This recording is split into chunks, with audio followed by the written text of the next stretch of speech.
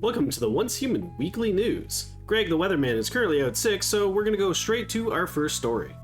The PvP demo test has started, and because we are under an NDA, I can't really talk about it, but what I can say is if you are part of the test and you are having a rough time, please just stick with it and provide feedback. That's the whole reason that we are in this test, is that we're to provide the feedback so that they can make it better before it officially launches. All I will say about the PvP demo test is that I'm having a lot of fun, and I have really high hopes for when this launches in the future, so I'll be making sure to provide as much feedback as I can to make sure that it is the best experience when it launches. And if you're looking to join the PvP test, I will have a link in the description that points you to the Twitter post where they were doing additional signups after it launched, so hopefully you can still get in. Next up, we have a list of version 1.4.4 bug fixes, so I'm just going to highlight the key ones here. They fixed an issue where switching weapons while using a hazardous object mistakenly was dealing status damage and recovered bullets.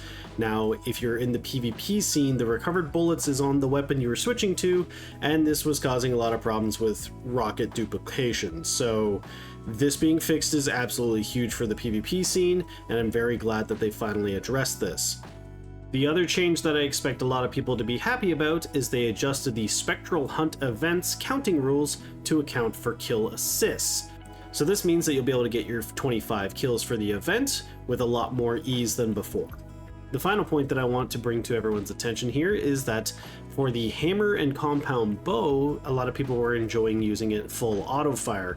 This was actually a bug and they removed it, but because of the demand, they've decided to add it back in for weapons like the Bromney, Critical Pulse, and others, where you can now actually adjust the firing mode. So to find this function, you just have to go into your game settings, go to Control, Keyboard, and Mouse, and right here, just a little bit down, you have weapon fire controls. So they're default set to click, but you can switch them to hold. And what this does is it allows your semi-automatic weapons to just click and hold down to actually continue firing. And as you can see here with the bingo, if I click and hold, it does not keep shooting because this is not a semi-automatic weapon.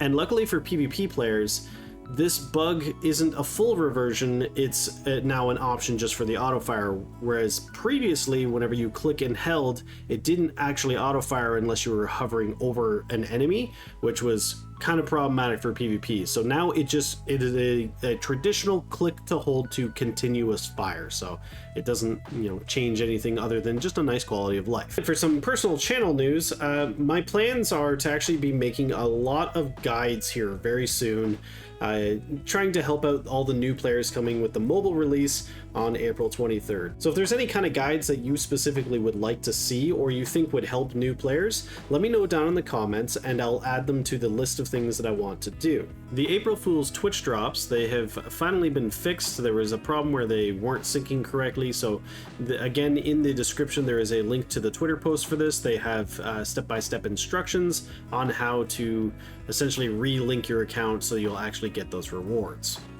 And if you're curious what those rewards are, we have the Look Me Out tank top, which depending on if you're male or female is the direction in which the happy face is pointing at.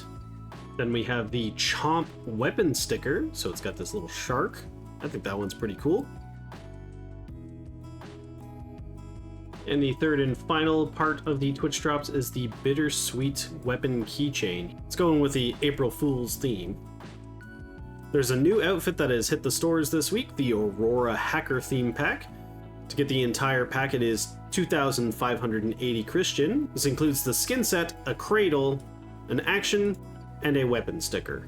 So here's the Radiant Abyss set.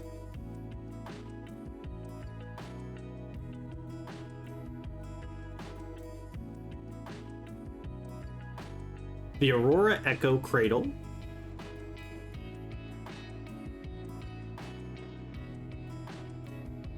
The Sensual Puppet Emote. I'm a big fan of emotes, but I'm not sure about this one. I'm glad I'm wearing modest clothes. Otherwise, we would maybe have a problem with the YouTube guidelines. And lastly, the weapon sticker for Musician. It's kind of interesting, at least it's not metallic. So that's everything for the news this week. If there's anything that I missed, make sure you let everybody know down in the comments. And for another video like this, there'll be one on the left, and for my entire Once Human playlist, they'll be on the right.